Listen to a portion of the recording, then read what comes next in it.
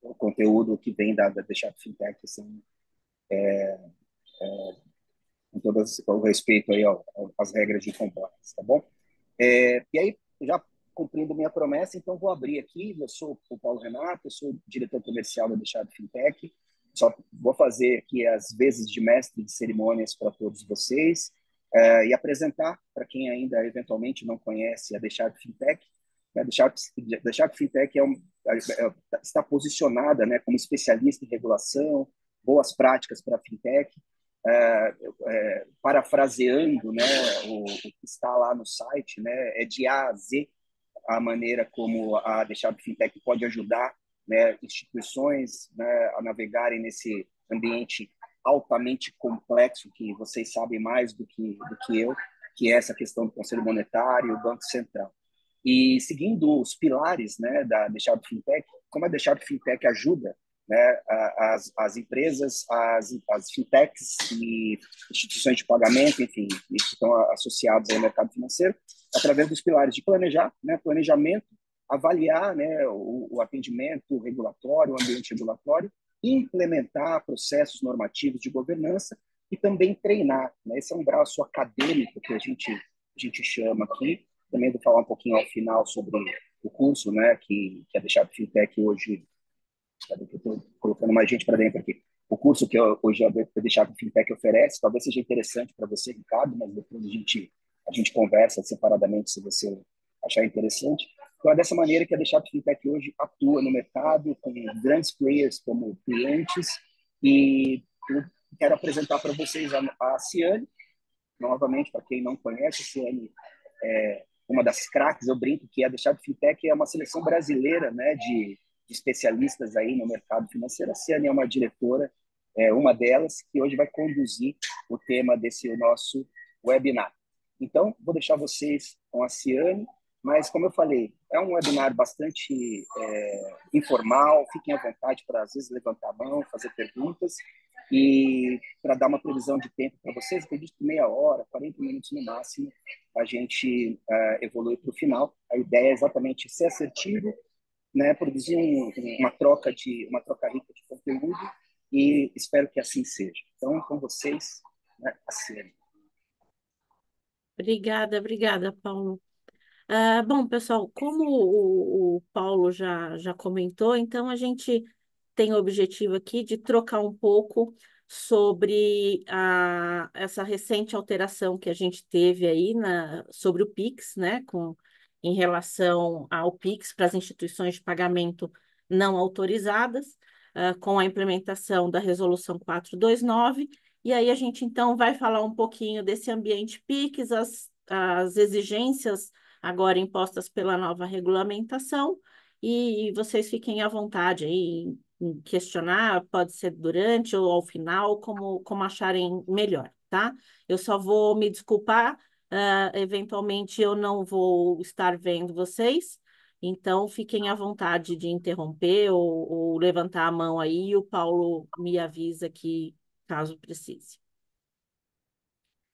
Então, falando um pouquinho do Pix, né? O Pix ele é implementado, ele nasce lá na Resolução 1 do Banco Central, a Resolução 1 de 2020, que institui o arranjo de pagamento de Pix e vai aprovar o regulamento, são todas as regras que as instituições de pagamento e as instituições financeiras precisam estar aderentes para operar no Pix se pretendem ofertar aos seus clientes. Então, já logo no artigo 3º, já tem a determinação, né, da participação obrigatória para as instituições financeiras e de pagamento com mais de 500 mil contas ativas, essas têm a participação obrigatória. E as demais instituições, tanto financeira quanto de pagamento, a participação opcional. A gente tem o artigo 3º lá na regulamentação, como já os principais pontos, né, de participação estão colocados nesse artigo. E tem uma questão importante e interessante aqui, do ponto de vista do ambiente de sistema financeiro, que é a participação de IPs não autorizadas, né? Então, lá na Resolução 1, o Banco Central abriu para que IPs não autorizadas, mas que tivessem contas transacionais, pudessem ofertar o Pix a seus clientes. Isso foi muito positivo, porque desde de 2013, com a Lei 12.865, o marco regulatório, então já vem esse processo de abertura de maior desburocratização do acesso ao mercado financeiro, às instituições, né? A movimentação de contas, a esse processo de bancarização da população. Então, em 2020, com o implemento do Pix, o Banco Central fazendo essa concessão para que IPs não autorizadas pudessem também fazer a participação do Pix, claro que através de aí, uma instituição chamada instituição responsável. Então, como se fosse o participante indireto, então, né, a instituição não autorizada e o participante direto, essa instituição chamada instituição responsável.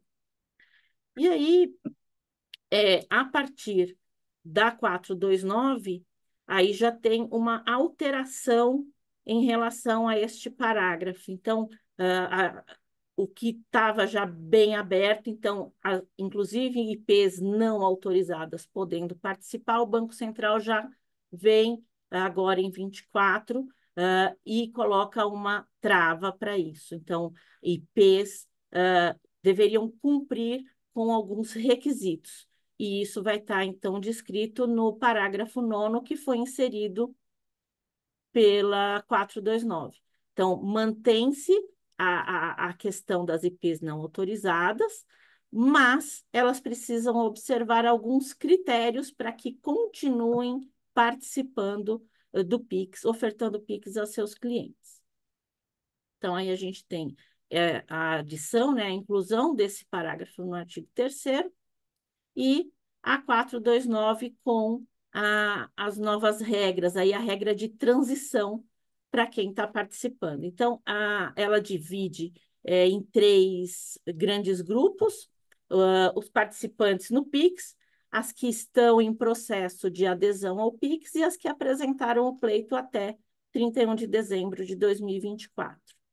E coloca a imposição de que, para continuar participando do Pix, essas instituições até então não autorizadas precisam instruir o processo de autorização para se tornar uma IP autorizada e continuar ofertando o Pix aos seus clientes, poder transacionar aí, efetivar as transações de pagamento através do Pix. Nessa linha, então, de transição, as regras que foram colocadas lá pelo Banco Central, que as IPs que fizeram a adesão ao PIX até dezembro de 22, elas têm até março agora de 25 para instruir o processo com o pedido de autorização. Então, já está um prazo bem em cima aí, caso alguma instituição ainda não esteja se preparando ou atenta a isso. Depois, num segundo movimento, as IPs que aderiram ao PIX, IPs não autorizadas, né, que aderiram ao PIX de janeiro de 23 até junho de 24, vão ter aí de 1º de abril até 31 de dezembro, agora é de 25, para fazer, então, instruir o processo de autorização. E, por fim, as demais IPs ou que estão em processo de adesão, ainda não aderiram, né, a partir de 1 de julho de 24, que estejam em processo ou demais, vão ter aí de 1 de janeiro até 31 de dezembro de 26.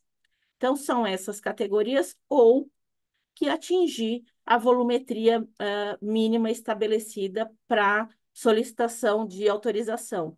Então, caso atinjam a volumetria, que também é outra regra de transição que a gente tem lá na Resolução 80, que foi trazida pela Resolução 257, essas novas regras de transição para IPs, no atingimento de volumetria, que em 2025 a gente está falando aí de 250 milhões no somatório de transações de pagamento, ou 25 milhões no saldo de moeda eletrônica emitida, tem uma regrinha aí para cálculo do saldo em moeda emitida, e os limites em 26 que caem para 200 milhões em transação de pagamento e 20 milhões no saldo de moeda eletrônica.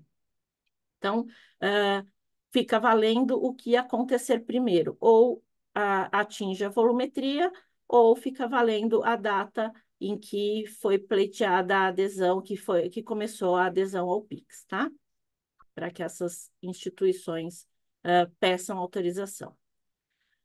E enquanto isso, enquanto não estão autorizadas, ou já fizeram o pedido e estão no aguardo da autorização, algumas regras também precisam ser atendidas. Algumas já estavam descritas e eram já exigidas pela Resolução 1, outras foram implementadas agora pela 429. Então, quais são? Em relação às que já existiam e permanecem válidas, é a exigência para que as IPs mantenham o arcabouço regulatório falando sobre as questões de estrutura de gerenciamento de risco, tanto operacional quanto de liquidez, as políticas relacionadas às questões de segurança cibernética, então, a própria política de segurança cibernética, os planos de ação e de respostas a incidente, as questões de contratação de serviços e processamento em nuvem, e também as políticas relacionadas à PLD-FT e o cumprimento das sanções que são impostas pelo Conselho de Segurança das Nações Unidas. Então, este arcabouço mínimo, ele já era exigido lá desde a Resolução 1. Agora, com a 429, algumas outras exigências foram acrescentadas. Então, é exigido agora que a instituição também tenha políticas que tratem sobre a contabilidade COSIF. A contabilidade, o COSIF, ele é o padrão, né, padrão contábil para as instituições autorizadas a funcionar pelo Banco Central. Então, a partir da 429, não só as autorizadas, mas essas IPs não autorizadas e em processo de autorização vão precisar se adequar ao COSIF e aos procedimentos de auditoria. Precisam estar adequadas ao envio de informações ao CCS. O CCS é o cadastro de clientes do sistema financeiro. Aqui a gente fala apenas de informações sobre quem são os meus clientes, não tem nenhuma informação de movimentação, então são informações enviadas ao Banco Central diariamente, com os clientes ativos, com a identificação dele via CPF ou CNPJ e a data de início de relacionamento. E aqueles que, uma vez indicado isso, né, eu só volto a indicar novamente este cliente no Banco Central caso tenha o término de relacionamento. Então, é um documento que diariamente ele é encaminhado ao Banco Central com as inclusões de clientes e com os encerramentos de relacionamento também. E outras matérias que o Banco Central vem a indicar, também sempre por meio de resolução, ele vai estar fazendo a exigência de algum normativo. Além disso, também está sendo implementado pela 429 a necessidade de uma supervisão proporcional baseada no risco, então, de acordo com o tamanho da instituição, da complexidade dos seus negócios, precisa ser estabelecido aí a supervisão de risco, e aqui sim informações já relacionadas à instituição, e que também hoje não, até né, a entrada da 429 era exigido só de instituições autorizadas, também passa a ser exigir das IPs em processo de autorização o envio de saldos contábeis diários, tem a regulamentação pertinente a isso, quais são os saldos e informações relativas a operações de crédito. Então, o Banco Central começa a já ir cercando e aculturando essas instituições para que, a partir do momento da autorização, já não seja tanta novidade o envio dessas informações. E são informações que fazem todo sentido com a questão relacionada a Pix, porque vai tratar de clientes, de volumetria, então o Banco Central começa a ter um monitoramento já prévio que ele não tinha até a edição, então, e a entrada em vigor da 429. Além disso, um aspecto bem relevante que a 429 traz é em relação ao patrimônio das IPs. Então, pela resolução 1, enquanto não autorizada, a instituição precisa integralizar 1 milhão em capital.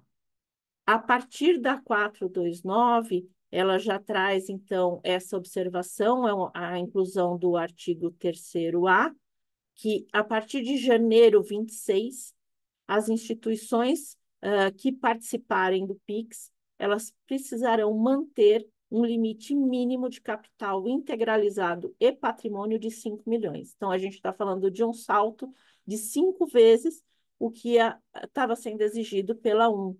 A resolução 1 fala em 1 milhão, esse 1 milhão ele se mantém até 31 de dezembro de 25. A partir de janeiro 26, já é necessário ter, no mínimo, 5 milhões de patrimônio líquido e capital social integralizado.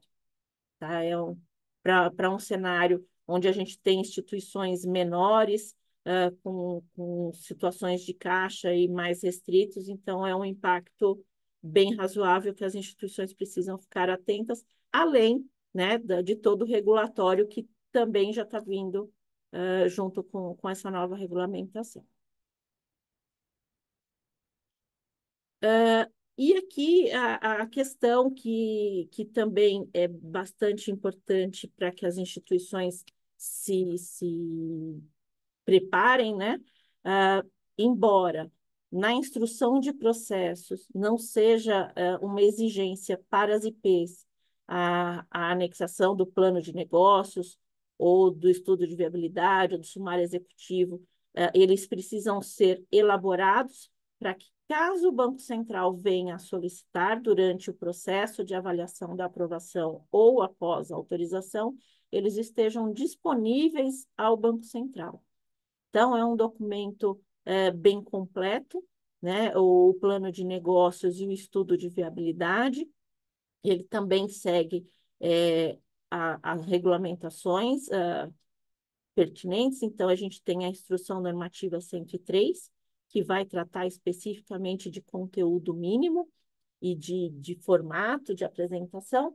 Então, o conteúdo do plano de negócios, ele tem 3 grandes capítulos.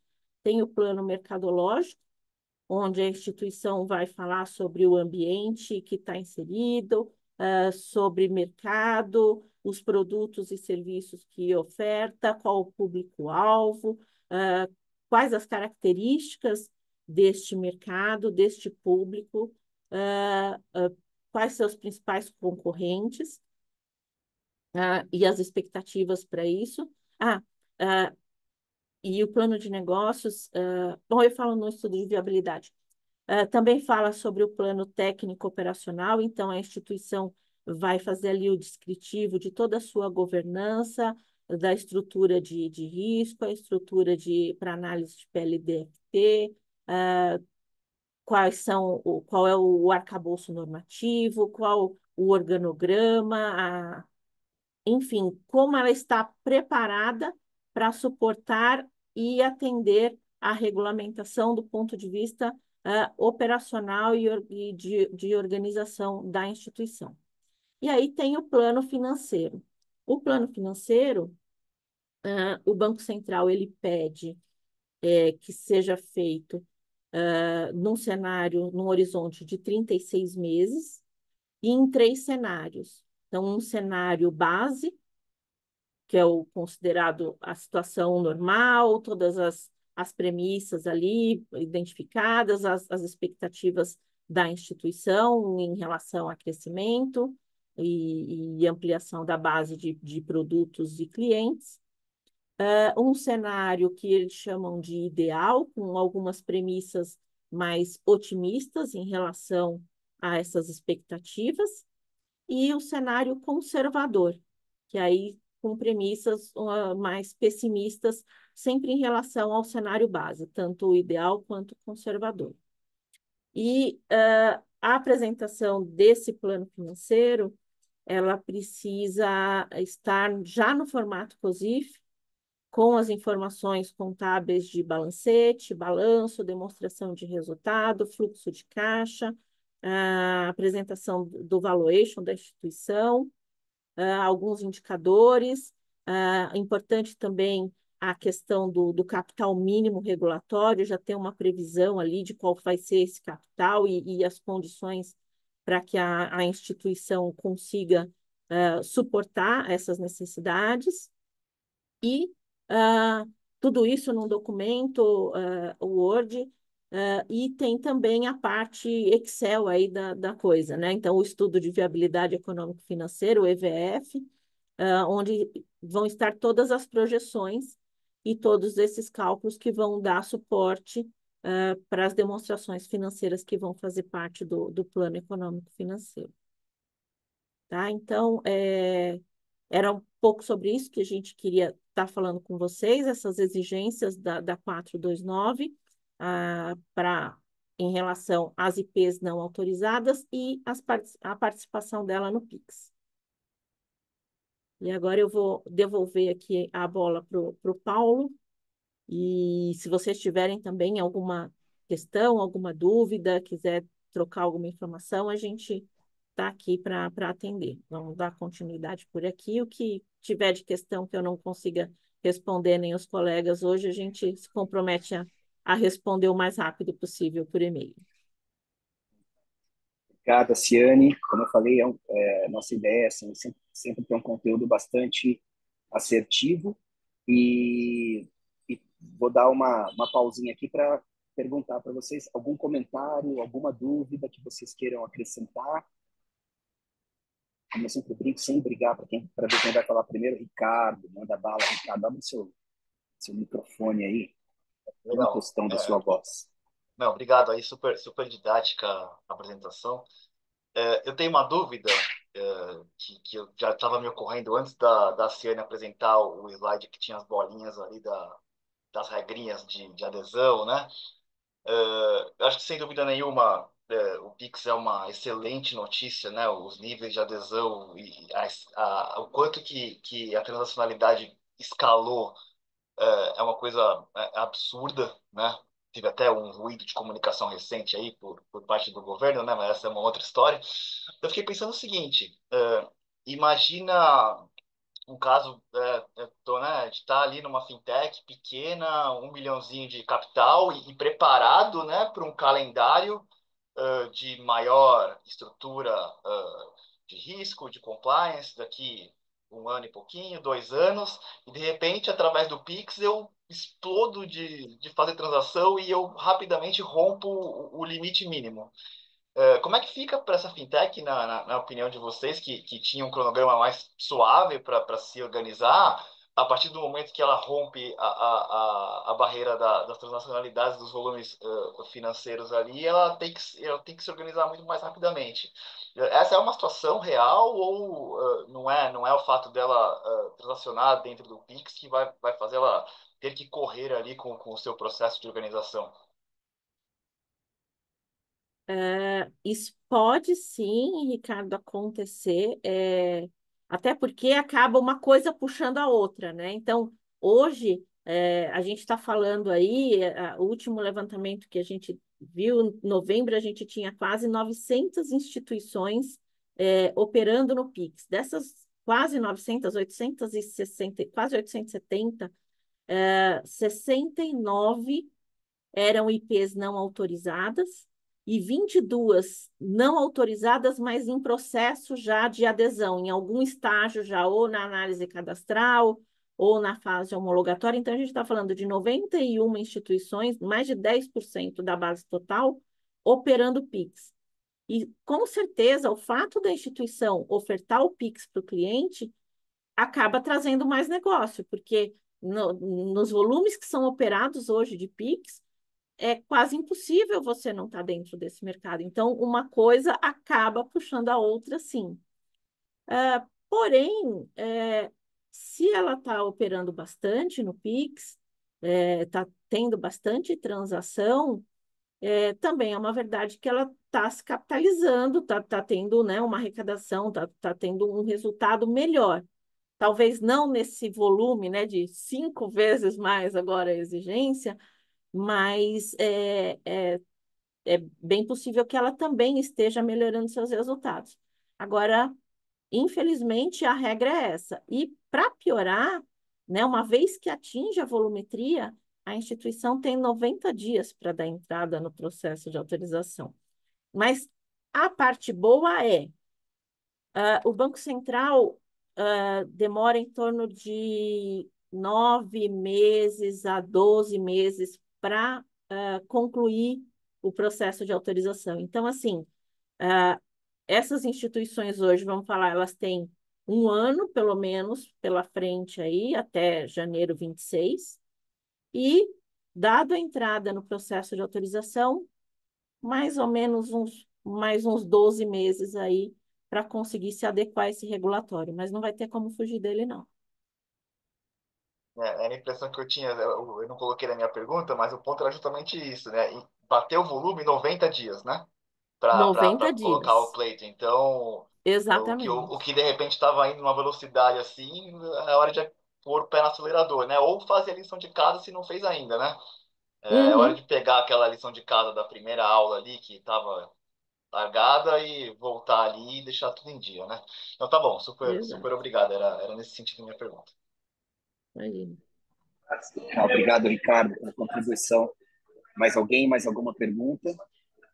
Comentários? Eu fico olhando vocês assim, eu consigo ler a linguagem corporal. Eu senti quem que quer fazer uma pergunta sabia que era o Cláudio. Eu ia dizer isso, cara. Era você que queria comentar alguma coisa. Eu acho que só para complementar, né? Como nós já somos regulados, a gente já passou um pouquinho por essa primeira fase, né? A gente ficou, depois da aprovação do Banco Central, a gente ficou 11 meses na fila de aprovação do PIX, né?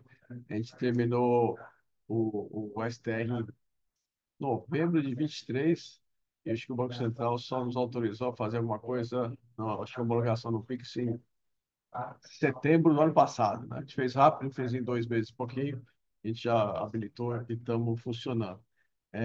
Então, talvez a gente tenha passado um pouquinho aqui sobre o assunto, mas depois a gente pode até conversar. A gente está aqui em vistas de, ou começando a analisar a próxima licença, que é a SCFI, né, que é da financeira. Então, depois a gente pode até, acho que, bater um papo. O Antônio Lima, que é meu sócio, não sei se está aqui. Está aí, Toninho? Não sei se ele está por Tô fora aqui, tô também. aqui, tô aqui. Que eu não consegui entrar no computador, não funcionou, não estava funcionando o som, mas eu tô aqui pelo celular, estou acompanhando. Tá. O Antônio, acho que tem, acho que o relacionamento com vocês ou com alguém que conhece vocês, mas talvez a gente possa depois conversar um pouquinho sobre esse próximo passo nosso aqui, né? E a SCD tem todas ou quase todas as atribuições da IP, mais um pouquinho, vocês sabem, mas a gente está realmente Uhum. já pensando em ir para uma segunda fase, que é efetivamente pedir a licença da financeira. Teve, inclusive, das próprias financeiras uma mudança de regulamentação, né? Agora, esse começo do ano, que eu entendo que acho que a carteira de câmbio não era possível, agora começa a ser possível também para as financeiras. Então, é algo que nos interessa aqui, né? Não imediatamente, mas já no médio prazo aqui, né? Tudo com o Banco Central, né? Eu e o Torinho viemos de mercado também, eu passei 25 anos de Citi, o Torinho deve ter uns 15, 20 anos lá, mas temos bastante cabelo branco nesse mercado, e agora, depois de ter cabelo branco, a gente resolveu empreender, né? Então, o SPB para a gente também, a gente acompanhou todo o desenvolvimento dele, o Pix também, mas a gente vem da época que fazia-se liquidação quase na boleta, da física, lá com a BMF, que era no centro da cidade. Então, Obrigado, pessoal, pela oportunidade e pelas explicações. Esse mercado vem transformando muito forte. O Ricardo aqui está começando a olhar isso. Nós estamos aqui nessa jornada há 3 anos, já vimos bastante transformações, mas acho que as oportunidades vêm de modo balanceado também. Está se abrindo muita oportunidade. Quando se fechou um pouco das portas aqui para as não reguladas, né, a gente teve uma enxurrada de gente batendo nossas portas aqui para ser participante direto. E a gente está tentando se aproveitar desse mercado também. Então, obrigado novamente aí, pessoal. Obrigado a você, Cláudio. Já fica o convite aqui para marcar uma reunião com nossos craques aqui também, você é um deles, para trocar essas experiências. Acho que é muito enriquecedor. É, um recado antes, eu tenho alguns recadinhos de final de missa aqui para vocês, mas antes de dizer que essa apresentação Só uma ela vai coisinha, ficar disponível. Paulo, o Claro, Fantin claro. está com a mão levantada. Eu ia comentar Ah, aqui o que ele comentou. desculpa. Mas você quer alguma outra coisa, Fantinho? Dê um tostão da sua voz, Fantinho, já que estamos entre amigos. Sim, eu só queria, em função disso que o Cláudio acabou de falar, o Cláudio está ainda aí, Sim. sobre as financeiras, só para ele atentar, tá? Sobre a consulta pública 101, não sei se vocês já estão acompanhando, mas a consulta pública 101 é uma consulta, a regulamentação das financeiras é quase tão ruim quanto a do câmbio, né? Quanto era do câmbio, né? Muito antiga, vários pedacinhos por aqui e por ali, mas essa consulta vai, se Deus quiser, vai sair do forno, vai virar resolução. Então é interessante vocês darem uma olhadinha, mas acredito que vocês já estejam olhando isso, né? Tá bom. A última que eu vi foi de dezembro, que me circularam em dezembro. Não sei se tem alguma outra uma versão um pouco mais atualizada agora para 2025, né? Que eu tive acesso foi a de dezembro, né, que estava circulando. Não sei se teve alguma É coisa isso mesmo, é a diferente. 101, a 101 de 24, exatamente. Ótimo. Obrigado, Luciano. Boa. E estava dizendo, então, que essa apresentação vai ficar disponível para vocês. A gente entregou o cadastro de todos, então a gente vai mandar para vocês. Essa apresentação foi uma pergunta do Gabriel. E o Fantin, a Ciane, está comentando aqui aquela pergunta que surgiu numa das reuniões recentes com potenciais clientes sobre a diferença do que significa adesão versus autorização. Você comenta um pouquinho a respeito. Ah, tá bom. A adesão ao PIX, ela é considerada, a instituição é considerada já participante do PIX a partir do momento em que ela faz o pedido de adesão. Então, a partir da entrada do pedido de adesão, ela já é considerada como participante do SPB, então participante do PIX também. Não é a partir da entrada em pleno funcionamento, é a partir da adesão. Legal, muito bem. Mais alguma pergunta, pessoal? Algum comentário? Vou pedir mais 2 minutinhos só, porque agora vem a parte que eu gosto como um bom diretor comercial, né? Eu gosto da parte do slide que começa assim, como podemos ajudar? A Ciane vai compartilhar com mim, excelente, um auxílio luxuoso. Está aí. Então, e é claro, né? Os temas que a gente aborda são os temas onde esses gaps são preenchidos, né, pela atuação da The Sharp Fintech. Então, só num overview, numa visão geral aqui, né, em relação a essa conformidade com a resolução do 429, a The Sharp Fintech atua nessa parte de plano de negócio, estudo de viabilidade, né? A Ciane falou aqui há poucos slides atrás a respeito, né? Então, em relação a toda a parte de plano de negócios, estudo de viabilidade econômica e financeira, e aí com os detalhes de elaboração de planos comerciais, operacionais, planos financeiros, né? Entre outros detalhes. Também na adequação contábil, né? E aí temos especialistas, né? Que a Ciane não está aqui para validar tudo isso, com adequação aos processos de contabilidade, para atendimento ao COSIF, então com muito mais detalhes, apoio na elaboração de remessas de documentos contábeis, apoio nesse reporte de dados a clientes, né, dentro do cadastro de cliente do sistema financeiro, e também no arcabouço normativo completo. Então essa é uma das atuações, né, da The Sharp Fintech aqui em relação a esses temas que foram abordados nesse nosso pequeno, mais assertivo webinar. E não podia encerrar esse webinar sem deixar de falar, como eu falei lá no início, sobre esse nosso braço acadêmico, né? A The Sharp FinTech tem um curso muito completo, né?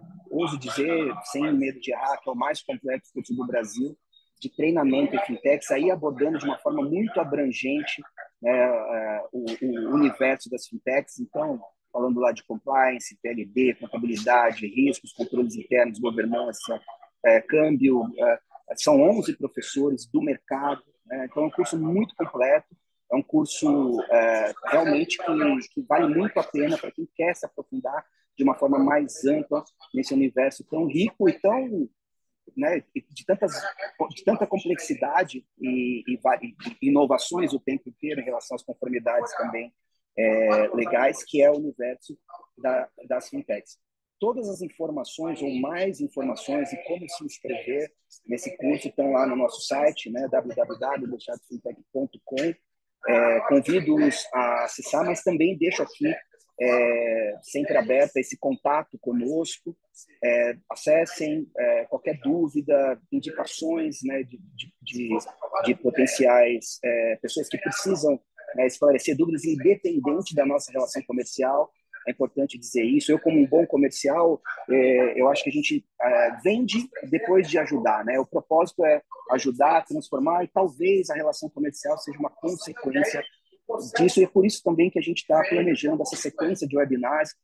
Vai ser um movimento contínuo para primeiro informar. Hoje tive uma reunião presencial com o Luciano e um potencial parceiro, e eu falei isso, no nosso universo, no universo de vocês, muita gente ainda precisa primeiro entender sobre como vocês e nós podemos ajudá-los, para que depois a gente precisa primeiro ser professor para depois eventualmente ter uma relação comercial.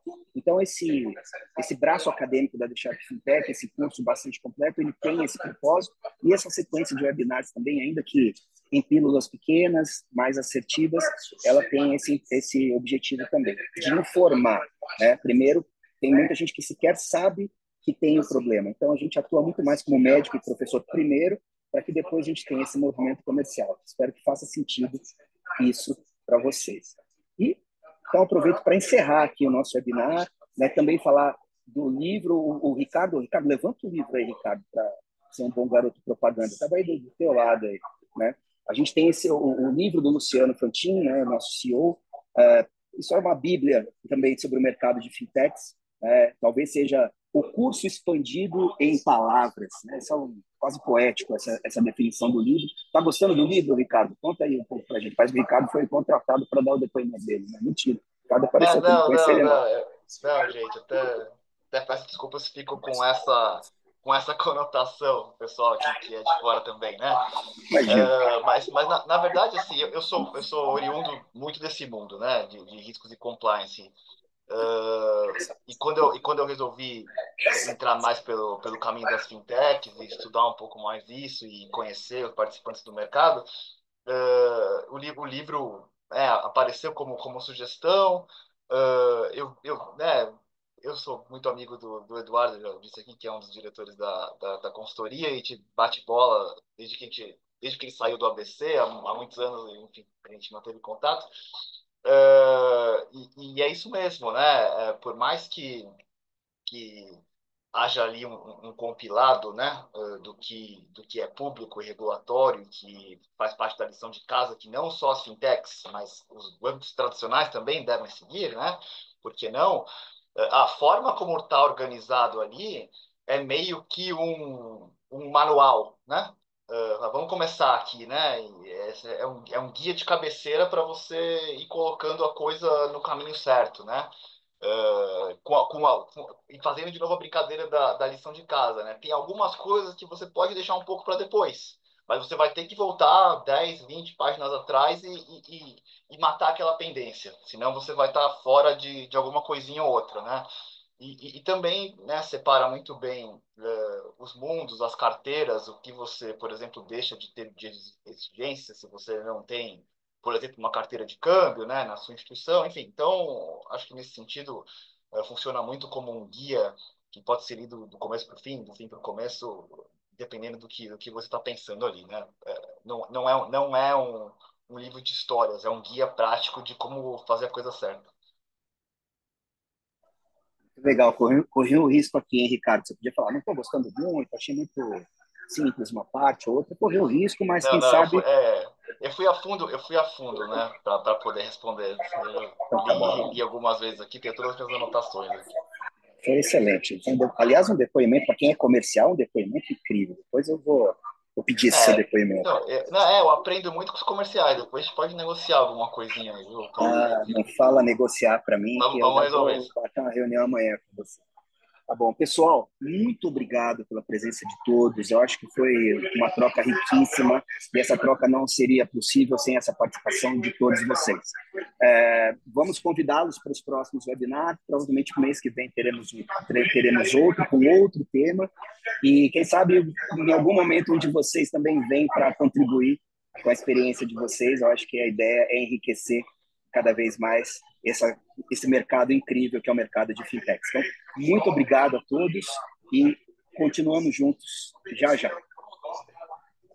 Obrigada, pessoal. Boa noite. Obrigado. Boa noite, parabéns, Boa Luciano. semana. Tchau, até. Obrigado, Oceano. Boa noite, tchau, tchau. Boa noite.